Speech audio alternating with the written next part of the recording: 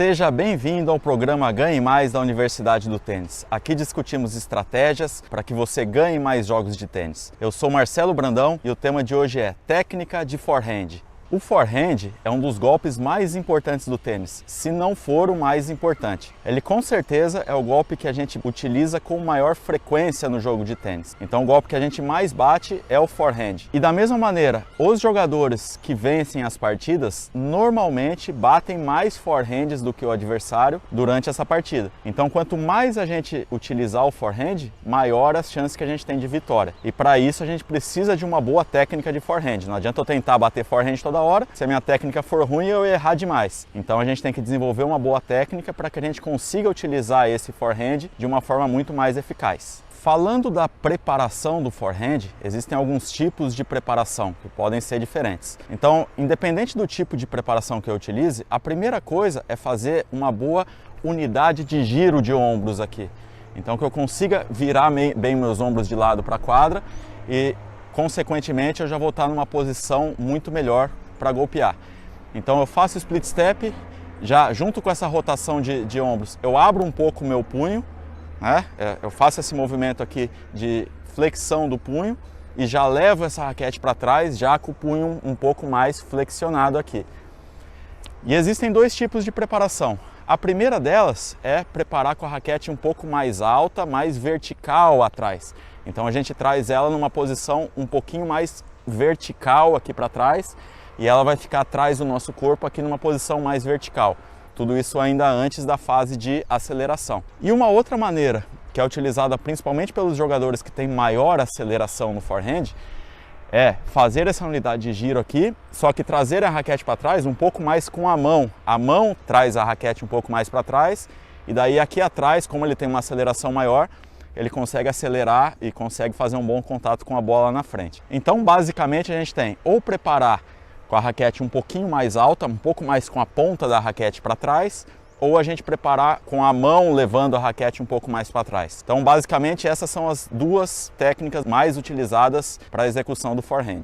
Depois que eu preparo a minha raquete atrás, seja com a ponta da raquete ou seja com a mão aqui para trás, eu preciso fazer um looping aqui, deixar a cabeça da raquete cair um pouquinho, para que eu consiga entrar nessa bola de baixo para cima, para que eu consiga o topspin. E existem duas maneiras de fazer isso. A primeira é eu marcar o golpe com antecedência, me deslocar com a raquete já preparada, marcada aqui, e daí quando eu chegar na fase de aceleração, eu deixo a raquete cair e esse looping ele vai acontecer de uma forma bem fluida. Ou existe uma outra maneira que é bastante utilizada também, que é fazer essa preparação, esse looping de uma maneira mais contínua aqui atrás, de acordo com o voo da bola, de acordo com a velocidade da bola. Não existe uma maneira correta, os dois têm vantagens e têm desvantagens. O movimento de preparação e de looping com o movimento contínuo, ele exige uma coordenação um pouco maior por parte do atleta. Então ele tem que conseguir coordenar muito bem todos os movimentos para que ele faça o movimento contínuo e no tempo certo para ele fazer um bom contato com a bola. Já o movimento, quando a gente marca esse forehand aqui com antecedência e se move com ele preparado, a vantagem é que a gente já vai estar preparado. Então mesmo se a gente receber uma bola um pouco mais rápida, a gente já vai estar pronto para essa fase de aceleração. O que pode não acontecer quando eu faço essa preparação mais contínua. Então muitas vezes se eu demorar para fazer essa preparação, a bola vem muito rápida, eu não consigo fazer o movimento completo de forehand atrás. Então preferencialmente eu prefiro que os meus atletas marquem os golpes antes. Isso vai fazer com que eles já estejam mais preparados para a execução do forehand. Então eu armo, me desloco, me ajusto e daí sim eu efetuo esse forehand na sequência. Existe uma diferença técnica bastante comum entre o forehand no tênis masculino e no tênis feminino, ou entre o forehand mais utilizado na ATP e o forehand mais utilizado na WTA. Essa diferença é a seguinte: normalmente os jogadores do tênis masculino têm mais força, então eles preparam essa raquete no forehand. Se a gente traçar uma linha perpendicular à linha do fundo aqui, tá? Como se eu estivesse marcando essa linha aqui no centro da quadra e ela seguisse para trás, todo o movimento de preparação de forehand do tênis masculino acontece aqui na minha parte exterior do corpo, aqui à minha direita. Então, independente de como ele preparar, seja com a mão ou com a ponta da raquete, essa raquete ela vem para trás e a ponta da raquete fica mais fora do que a minha mão ali. Então eu levo ela um pouquinho mais ali e faço todo o movimento da metade para lá. né? Então todo movimento ele acontece, esse movimento de preparação, ele acontece à minha direita. Já no tênis feminino, o que muitas mulheres não têm tanta força para acelerar. Então qual é a solução que elas encontram? Fazer uma preparação um pouco maior, um looping maior da raquete. E isso muitas vezes faz com que essa raquete, a ponta da raquete, ela cruze a linha do meu corpo aqui atrás. Então é bem comum a gente ver mulheres preparando com essa raquete lá atrás, a raquete aparece aqui na minha esquerda, e daí sim elas têm um movimento, um maior espaço para acelerar, e assim elas conseguem um pouco mais de potência na hora de efetuar o forehand. Como regra geral, é mais preferível que os atletas preparem do lado direito do corpo aqui, na parte exterior do corpo, porque fica muito mais fácil acertar o timing da bola. Quando eu faço um movimento muito amplo, fica um pouquinho mais difícil. E existem algumas mulheres que preparam também do lado exterior. Não é tão comum, a maioria prepara cruzando essa raquete um pouco atrás, a ponta da raquete um pouco atrás aqui, mas existem mulheres também que têm uma técnica mais parecida com o tênis masculino. E normalmente essas mulheres também têm um excelente forehand. Uma coisa que é fundamental para ter um bom forehand é controlar muito bem o giro de ombros e o giro de quadril. Então é um erro muito comum que os jogadores acabem girando excessivamente o corpo antes do contato com a bola. E isso acaba causando muitos problemas de precisão e também de potência no forehand dos jogadores. Então, quando a gente faz essa unidade de giro, vamos supor, se eu tiver 100% em open stance aqui, né, com as minhas pernas paralelas à linha do fundo, a hora que eu faço essa unidade de giro para preparar o forehand, esses meus ombros, eles já ficam aqui perpendiculares à linha de fundo. Então o meu quadril está open stance para a quadra, está aberto, e a minha linha de ombros está closed stance. Eu já estou colocando ela mais de lado aqui. Então isso já facilita, já prepara a minha posição de ombros para efetuar o golpe. A posição do quadril, ela vai ser definida à medida que eu me desloco para a bola. Então, se eu vou me colocar, por exemplo, em open stance, o meu quadril ele vai ficar numa posição mais aberta. Mas os meus ombros eles estão numa posição closed stance aqui.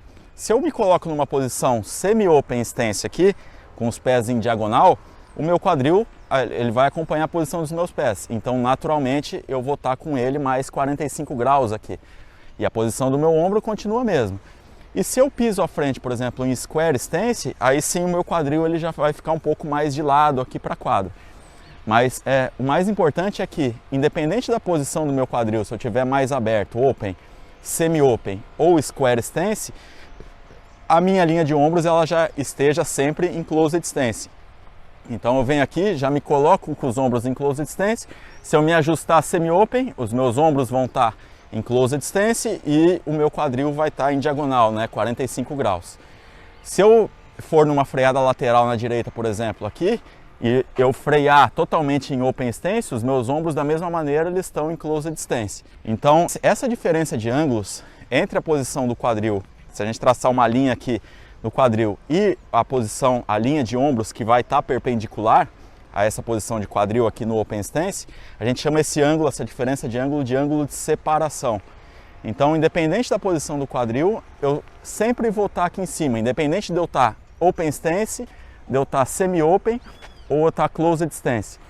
Sempre a posição dos meus ombros, ela vai ser closed stance para a quadra. Na fase de aceleração é onde acontecem a maioria dos erros na hora do forehand. Então os jogadores muitas vezes o que eles fazem? Vamos supor, eles se colocam aqui em semi-open, estão aqui na posição ideal, só que eles acabam girando demais esses ombros e o quadril antes do contato com a bola. Então na hora que ele vai fazer o contato ele já está totalmente aberto para a quadra aqui. Ele já não está nem vendo direito o ponto de contato, o que está acontecendo ali com a bola. Então existe essa rotação de quadril e de ombros, ela se inicia antes do contato. Só que a maior parte dessa rotação, ela ocorre depois do contato com a bola. Então eu venho aqui, me coloco aqui semi-open, por exemplo, meus ombros em posição fechada. Eu inicio um pouquinho essa abertura, só que ela não é excessiva. Eu aguento até a minha mão esquerda dominante aqui dentro do meu corpo, para que eu consiga controlar essa rotação de tronco, principalmente a rotação de ombros. E daí sim, depois que eu fizer o contato com a bola e passar a minha raquete, aí depois a parte exterior do meu corpo acompanha e eu completo essa rotação, seja de ombros ou seja de quadril. Para que eu consiga controlar essa rotação de ombros e de quadril durante a fase de aceleração no forehand, eu tenho uma coisa que eu posso utilizar que é o meu braço não dominante, ou minha mão não dominante. Então, À medida que eu faço essa unidade de giro e preparo o golpe, a minha mão ela acompanha e vem aqui do lado. Depois disso, eu tenho que, durante a fase de aceleração, existe uma certa rotação, né? Eu vou utilizar esse braço esquerdo um pouco como alavanca para iniciar essa rotação, mas depois ele vai aguentar um pouco mais dentro do meu corpo aqui. Eu não posso perder esse lado esquerdo antes do contato com a bola, então eu tenho que aguentar na hora do contato com a bola aqui. Esse meu braço esquerdo, a minha mão esquerda, ela tem que estar um pouquinho mais dentro do corpo aqui e ela não pode passar, abrir antes do contato. Por exemplo, se na hora do contato com a bola eu já tiver com a mão esquerda aqui, eu já perdi o lado esquerdo do corpo. Então a chance de eu fazer uma rotação excessiva de ombros é muito maior. Então essa mão esquerda, além dela potencializar o início da rotação, ela controla também o final da rotação. Então é aqui e passa a ponta da raquete. Se a gente analisar, normalmente os jogadores eles passam a ponta da raquete no final. Essa mão termina mais aqui dentro e a ponta da raquete ela passa a mão aqui no final. Tem também uma outra maneira que é ensinado principalmente no tênis social, mais na iniciação, que é segurar essa raquete aqui na terminação, certo? É uma maneira de marcar bem essa terminação. Isso não é errado. A questão é que muitas vezes o atleta ele acaba perdendo antes essa mão, antes do contato com a bola, ele já está com a mão aqui em cima e daí ele vai, a hora que ele trouxer no final vai estar ótimo aqui, vai estar bonitinho. Só que na verdade no ponto de contato ele já perdeu esse braço esquerdo, então ele já se abriu demais. Então o que ele pode fazer é o seguinte, aguentar um pouco essa mão aqui, depois que ele fizer o contato com a bola com a mão ainda dentro do corpo aqui, aí sim ele pode subir ela e acompanhar. São duas coisas completamente diferentes. Mas a gente tem que sempre aprender a utilizar essa mão não dominante no forehand, porque ela forma parte da técnica. Muita gente está acostumada a analisar a técnica só do lado dominante, sendo que o lado não dominante também faz parte da técnica. Então eu tenho que dominar tanto o meu lado dominante quanto o meu lado não dominante. A empunhadura no forehand, ela é consequência da posição do meu corpo na hora do contato com a bola e também do olho dominante que eu tenho. Então, por exemplo, se eu tiver olho direito dominante e já tiver totalmente aberto para a bola aqui na hora do contato, eu não vou conseguir usar uma empunhadura Eastern um pouco mais clássica. Naturalmente eu vou ter que virar um pouco essa empunhadura e muitas vezes eu acabo até passando da semi-western, né, que é indicada. Mas eu acabo muitas vezes até indo para o western ou full western, que é pior ainda. Tem jogadores que seguram tão virado que perdem tanto o lado não dominante que a empunhadura acaba virando muito. Mas a empunhadura ela é uma consequência da posição do meu corpo. Então esse mesmo jogador que se abre aqui, que ele pega totalmente virado, se eu começar a trabalhar com ele, que ele consiga ficar um pouco mais aqui, aguentar um pouco mais o corpo e os olhos aqui no contato com a bola, naturalmente ele vai voltando essa empunhadura para uma empunhadura mais semi-western. Ele não vai ter necessidade de pegar com uma empunhadura tão virada se ele está aqui. Aí ele já consegue pegar com uma empunhadura um pouco mais semi-western, já é bem mais recomendada. Essa empunhadura, o ideal é que ela varia entre a Eastern e a semi-western. E não muito mais que isso. A Continental limita demais que eu jogue com topspin. E a empunhadura Western ou Full Western, ela limita demais que eu consiga esse momento linear para frente. Então eu consigo muito efeito, mas eu não consigo fazer essa bola rodar tão para frente. Então a empunhadura indicada é entre a Eastern e a Semi-Western. Isso vai depender do padrão de lateralidade que eu tenho, se eu sou um jogador com olho esquerdo ou direito dominante, e da posição do meu corpo na hora do contato com a bola. Então, quanto mais eu aguentar o meu corpo aqui no ponto de contato, no contato com a bola, mais clássica vai ser a minha empunhadura, mais Eastern vai ser a minha empunhadura, mesmo que eu tenha olho direito dominante. Se eu tiver o olho direito dominante, mas aguentar bem o corpo aqui, o que vai acontecer? Eu vou acabar fazendo esse contato com a bola um pouco mais ao lado do corpo e, consequentemente, eu vou tender a ter uma empunhadura mais Eastern, mais clássica, para eu pegar ela, muitas vezes até com o braço estendido, só que mais ao lado do corpo. Eu não pego ela tão à frente do corpo como em outras empunhaduras. E se um jogador, por exemplo, ele é um jogador cruzado, ele vai ter mais facilidade, ou seja, destro com o olho esquerdo dominante, ele tem mais facilidade para aguentar esse corpo aqui, porque como o olho dele está aqui à frente, se ele abrir, ele acaba perdendo essa bola de vista. Então ele acaba aguentando um pouco mais essa cabeça aqui no contato com a bola. E quanto mais ele aguentar, mais ele tiver aqui, mais clássica vai ser a empunhadura. Então a gente vê, por exemplo, o Roger Federer, que é um jogador destro e cruzado, que tem olho esquerdo dominante, só que ele aguenta muito a cabeça aqui no contato. Então ele acaba utilizando uma empunhadura muito Eastern aqui. Não é fácil, e todos sabem que ele é um excelente jogador e tem uma excelente técnica. Então não é fácil que ele consiga aguentar tanto e jogar com essa empunhadura mais Eastern. O mais comum é que os jogadores joguem no forehand com uma empunhadura semi-Western, que é uma empunhadura intermediária. Ela não é nem muito clássica e nem muito virada. E essa empunhadura ela é um pouco mais versátil, né? Então eu consigo fazer o contato com a bola mais aqui até em bolas um pouquinho mais baixas, sem tantos problemas, e consigo pegar ela até mais ou menos a altura do meu ombro, até um pouquinho acima do ombro aqui, eu ainda consigo fazer bons contatos com a bola. Na empunhadura Eastern, eu já sou obrigado a fazer o contato com a bola um pouco mais próximo à linha da cintura ou um pouco mais baixo. Vai me facilitar para as bolas mais baixas, mas eu vou ter dificuldade para as bolas mais altas. E uma empunhadura mais virada, mais Western, eu vou ter um pouco mais de facilidade para essas bolas altas, mas as bolas baixas aqui elas vão me matar.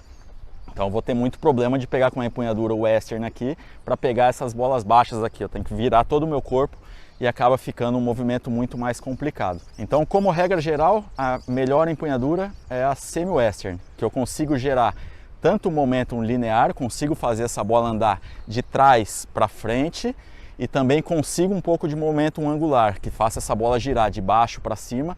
Então eu consigo fazer ela girar um pouco mais com mais altura, consigo, às vezes sobra uma bola mais curta, eu consigo atacar ela um pouco mais para frente. Então essa é a empunhadura mais indicada, a semi-Western de forehand. Na hora da execução do forehand, a gente tem um ponto de força na nossa mão, que eu até marquei com um pequeno X aqui, eu vou aproximar para que vocês consigam ver.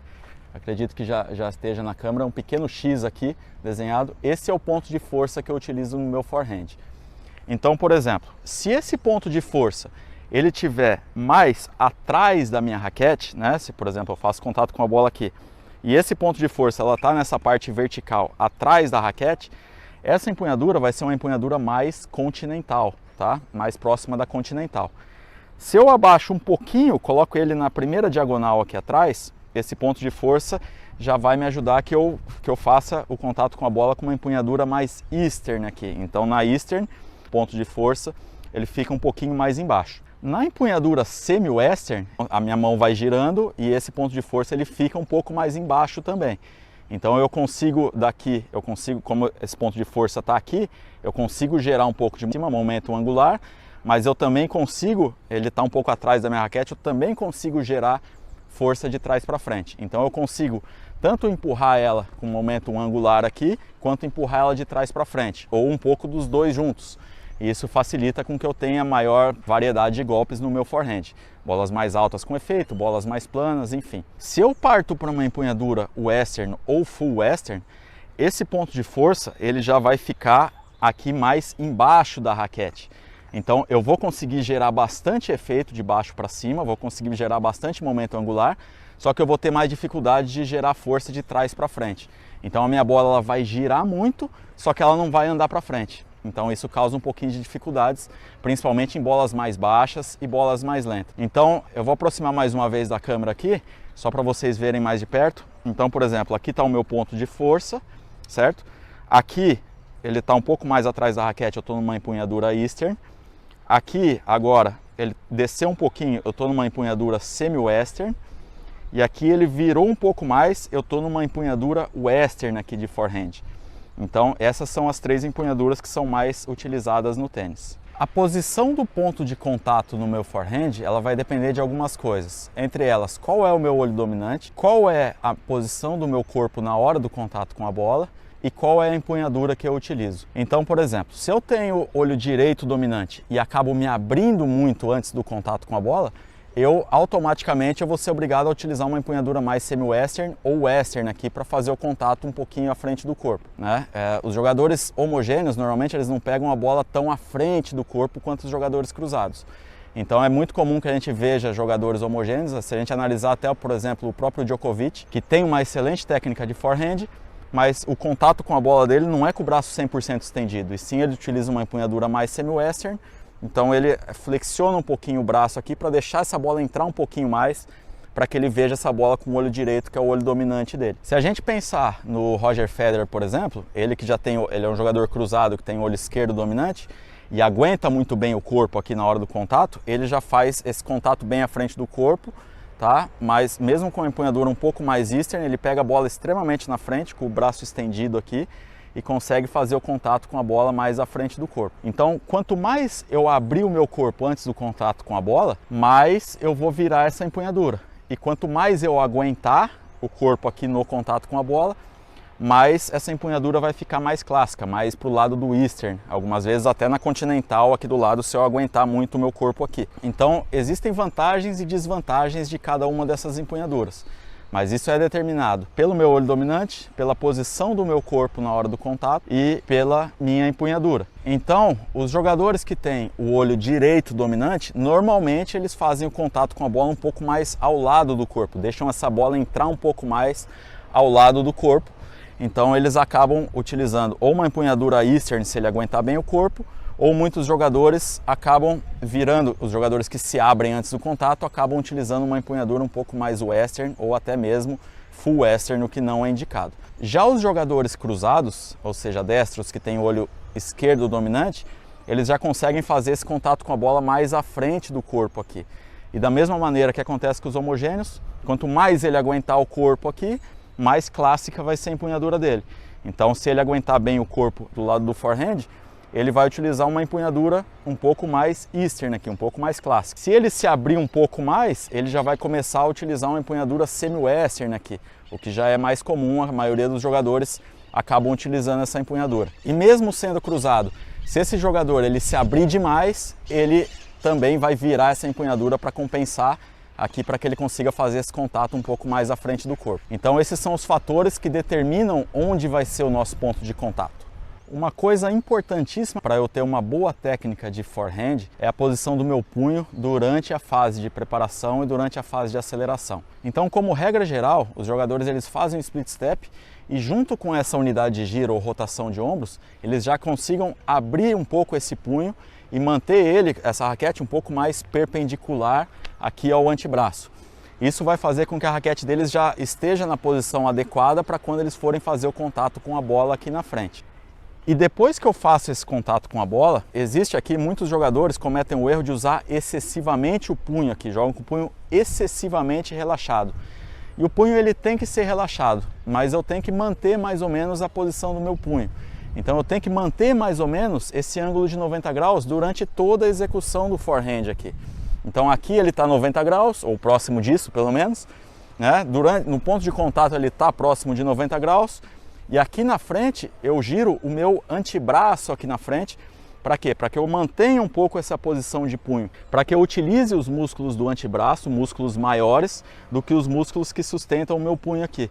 Então muita gente acaba usando excessivamente essa munheca aqui e acaba até tendo lesões muitas vezes, tendinites aqui no punho, que é bem comum. Isso muitas vezes se dá pelo uso excessivo do punho, da flexão do punho na hora do contato do forehand. Então é ideal que a gente consiga manter mais ou menos esse ângulo de 90 graus, para que a gente consiga utilizar músculos um pouco maiores para a fase de aceleração do forehand. Como regra geral, uma coisa que a gente pode utilizar como referência é a posição do nosso cotovelo na terminação do golpe de forehand. Então, como regra geral, quanto mais alto tiver esse cotovelo no final, mais alta vai sair a minha bola, maior profundidade eu vou conseguir nessa bola.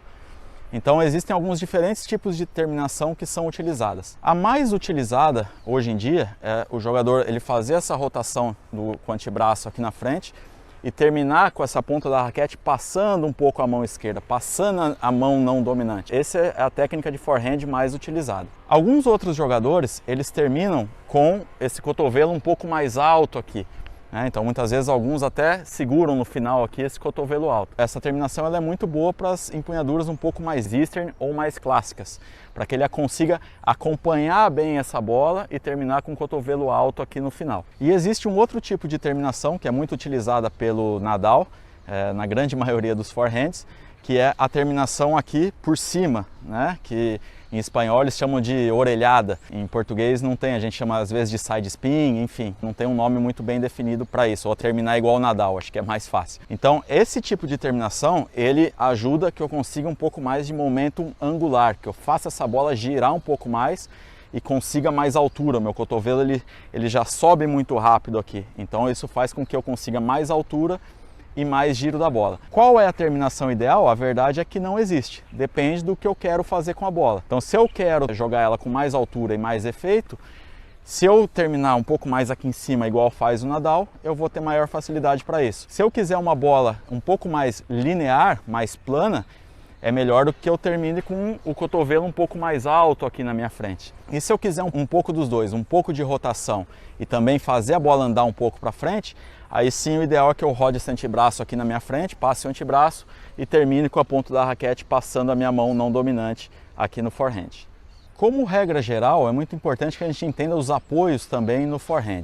Então, eu tenho um apoio que eu me coloco para fazer o contato com a bola e tenho uma posição no meu corpo que eu utilizo para recuperar o espaço na quadra. Então, se eu me coloco em semi-open stance aqui, com os pés em diagonal, eu faço esse contato com a bola aqui na frente. Depois que eu fiz o contato, que eu já tô aqui passando a minha terminação, iniciando a minha terminação do golpe, aí eu libero essa perna exterior, para que eu consiga liberar essa rotação de quadril, tirar a carga do quadril aqui na sequência.